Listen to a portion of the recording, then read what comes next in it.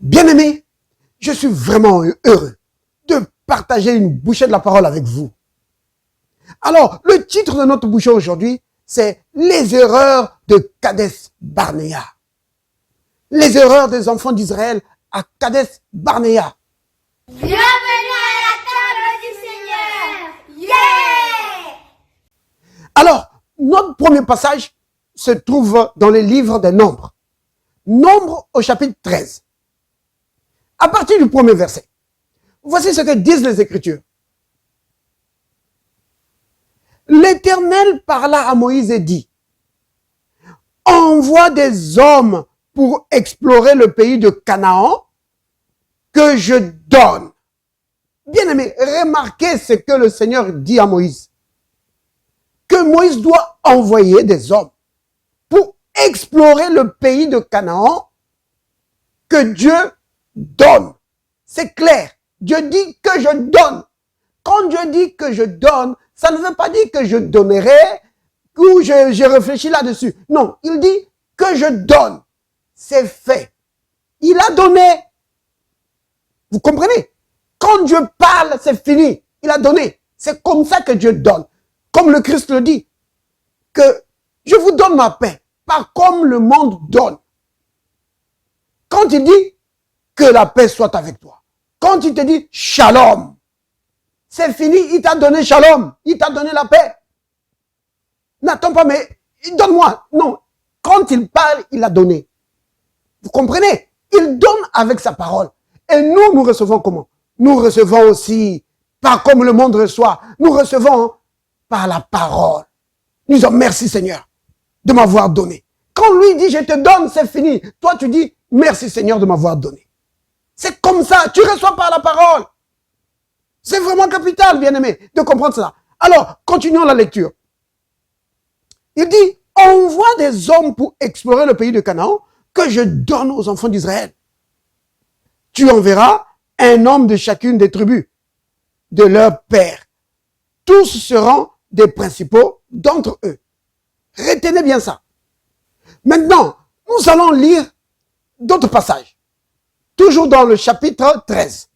Nous allons maintenant lire le rapport de ces gens qui ont été envoyés pour explorer le pays que Dieu avait donné. Écoutez ça. On va prendre donc Nombre 13, verset 27. Voici ce qu'ils racontèrent à Moïse. Nous sommes allés dans le pays où tu nous as envoyés. À la vérité, c'est un pays où coule le lait et le miel. Et en voici les fruits. Donc ils ont même des preuves. Ils ont dit que le pays, c'est vraiment comme Dieu l'a dit.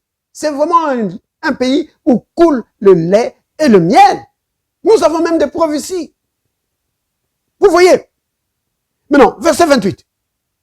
Mais ils auraient dû juste s'arrêter là. Que le pays est vraiment comme ça. Ici, maintenant, ils disent, mais, oh là là, ça vient tout annuler. Tout. Mais, le peuple qui habite ce pays est puissant. Les villes sont fortifiées. Très grandes. Nous y avons vu les enfants d'Anak.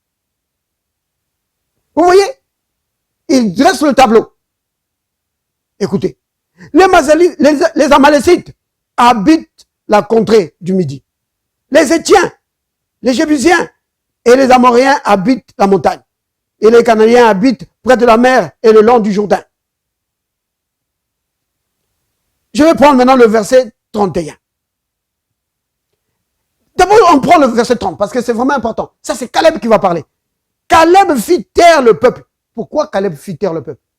Parce qu'il a senti que ces hommes qui parlaient étaient prêts maintenant à assombrir le tableau et vraiment à rendre un rapport complètement négatif. Donc, verset 30. Caleb fit taire le peuple qui murmurait contre Moïse. Il dit, montons, emparons-nous du pays, nous y serons vainqueurs. Quelle mentalité! On dit qu'il y a des géants là-bas, on dit que c'est fortifié. Caleb dit, allons-y, On va être vainqueur. Oh, mais écoutez ce que les autres vont dire. Mais les hommes, ça c'est le verset 31, mais les hommes qui étaient allés avec lui dire, nous ne pouvons pas monter contre ce peuple, car il est plus fort que nous. Oh là là, vous avez vu, deux mentalités différentes. Tous étaient partis ensemble. Caleb était avec eux. Ils étaient tous partis. Oh. Caleb dit, allons-y, malgré leur fortification, malgré leur taille, on va les vaincre. Les autres disent, oh, on ne peut pas. Ils sont plus forts que nous. Vous voyez? Écoutez ça. Verset 32. Et ils décrièrent devant les enfants d'Israël le pays qu'ils avaient exploré. Ils dirent, le pays que nous avons parcouru pour l'explorer est un pays qui dévore ses habitants. Tous ceux que nous avons vus sont des hommes d'une haute taille. Et nous y avons vu les géants, enfants d'Anak, de la race des géants. Nous étions à nos yeux. Vous voyez quoi? À leurs propres yeux déjà. Et à leur et au leur, comme des sauterelles. Vous voyez? À leurs yeux, eux-mêmes déjà se considéraient des sauterelles. Oh. Bien-aimés, vous comprenez? C'est pourquoi beaucoup d'enfants de Dieu, quand tu lui dis que Dieu t'a appelé à une vie de victoire, Dieu t'a appelé à une vie de triomphe, le plan de Dieu pour toi, c'est que tu triomphes, peu importe les circonstances. Ils disent, ah frère, ça c'est l'évangile de prospérité, ça frère. Ça c'est l'évangile, c'est trop facile.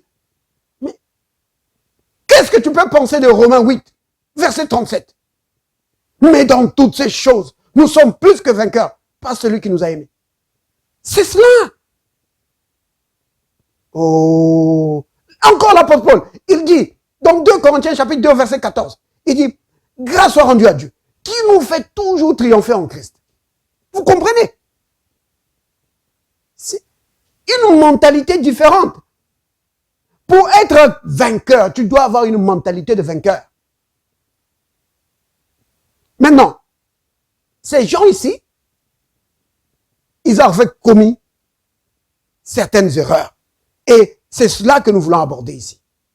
Alors, bien aimés, les enfants d'Israël, ils ont commis au moins 2 erreurs. La première erreur, c'est qu'ils n'ont pas gardé devant leurs yeux les paroles du Seigneur. Le Seigneur avait donné une parole par Moïse, disant qu'il les sortait d'Égypte pour les faire entrer en terre promise. Oui, et tout au long du chemin, le Seigneur a prouvé qu'il était décidé à les amener jusqu'en terre promise. Ils n'ont pas gardé cette parole devant leurs yeux. Une autre parole que le Seigneur avait donnée à Moïse, c'était laquelle? C'est celle que nous venons de lire dans Nombre 13 au verset 1er. Le Seigneur dit qu'ils devaient aller explorer le pays qu'il leur donnait. Vous comprenez? Est-ce que le Seigneur ne savait pas qu'il y avait des gens? Le Seigneur savait qu'il y avait des gens. Mais lui, il dit, je vous donne. Donc, peu importe les obstacles, c'est à toi. Ils auraient dû réagir comme Caleb a réagi ici. Dit que peu importe l'adversaire, il est vaincu parce que Dieu dit que c'est à moi. Tu comprends, bien aimé? Quand il dit, par ces meurtrissures tu as été guéri, peu importe la maladie, la parole de Dieu reste vraie. Quand il dit que tu as été béni de toutes sortes de bénédictions, peu importe l'obstacle, la parole de Dieu reste vraie. Tu comprends? Et tu dois garder cette parole devant tes yeux. Donc, il y a 2 paroles que eux ont éloignées de leurs yeux. La première, que Dieu les sortait d'Égypte et les faisait rentrer en Canaan. C'est ce qu'il avait dit. Ils ont oublié ça. La deuxième, et celle-là, elle était toute fraîche. Parce que le Seigneur leur a dit, il dit, Moïse, il y a un pays qui est là, je vous le donne. Allez voir le pays que je vous donne. Dieu a donné. C'est pas un homme pour mentir. Et eux ont oublié ça. À cause de quoi? De la peur. Ils ont vu des obstacles qui les dépassaient, qui dépassaient leurs compétences, qui dépassaient leurs capacités. Oh, là maintenant on va sur la deuxième erreur. La deuxième erreur c'était ça. C'est qu'ils ont regardé à leur propre capacité, au lieu de regarder aux capacités de Dieu. Vous voyez? Ils ont dit, mais nous, ils ont regardé ces gens-là, ils ont essayé un peu de se mesurer à eux. Oh, ils sont trop grands. Oh, ils sont trop forts. Nous, on n'est rien. Non. Non, bien-aimé. C'était ça l'erreur. Depuis l'Égypte jusqu'à Kadesh Barnéa, c'était Dieu chaque fois qu'il combattait et qui les délivrait. Et ils ont oublié ça. Bien-aimé, si tu comptes sur toi-même, tu ne pourras rien faire. La Bible dit ceci. Celui qui est en nous est plus grand que celui qui est dans le monde. Vous comprenez? Il n'est pas dit que nous sommes plus grands que celui qui est dans le monde. La Bible ne dit pas ça. La Bible dit que c'est celui qui est en nous qui est le plus grand. Tu dois compter sur celui qui est en toi. C'est qui ça? Le Saint-Esprit. Le Saint-Esprit qui est en toi, il est plus grand que tous les problèmes que tu peux rencontrer. Tu comprends, bien-aimé? Donc, garde la parole de Dieu devant tes yeux. Ne laisse pas la parole du Seigneur s'éloigner. Et appuie-toi sur les capacités divines que Dieu a placées en toi. Oui, parce qu'il y a des capacités que Dieu a placées en toi. Quelqu'un va dire, est-ce que c'est vrai? Mais oui, c'est la vérité. Colossiens, chapitre 1, verset 12. Oh, rendons grâce à Dieu. Pourquoi? Parce qu'il nous a rendus capables d'avoir part à l'héritage de ça. Vous entendez? Il nous a rendus capables, c'est-à-dire qu'il nous a donné des capacités. Il nous a équipés. Oh, bien-aimé, Dieu nous a équipés en te donnant le Saint-Esprit, en te donnant sa foi.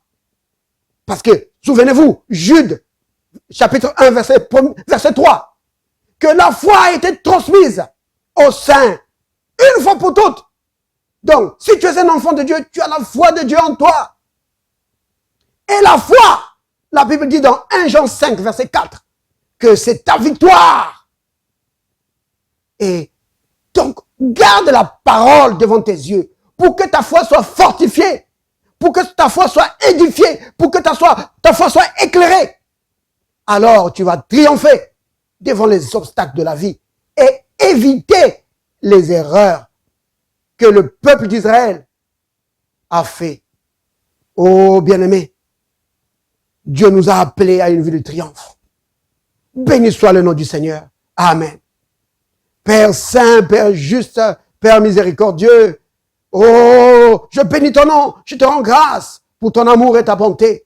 Merci de nous avoir appelés à une vie de victoire, Père. Je te bénis et je te rends grâce au nom de Jésus. Père, je prie pour mes bien-aimés, peu importe les problèmes auxquels ils sont confrontés, que le Saint-Esprit les enseigne et leur montre qu'ils sont appelés à la victoire. Dieu béni. Et je prie pour ceux qui ont des problèmes de maladie, que peu importe la maladie, dans le nom de Jésus, je prends autorité et je brise la maladie dans leur vie, au nom de Jésus. Amen.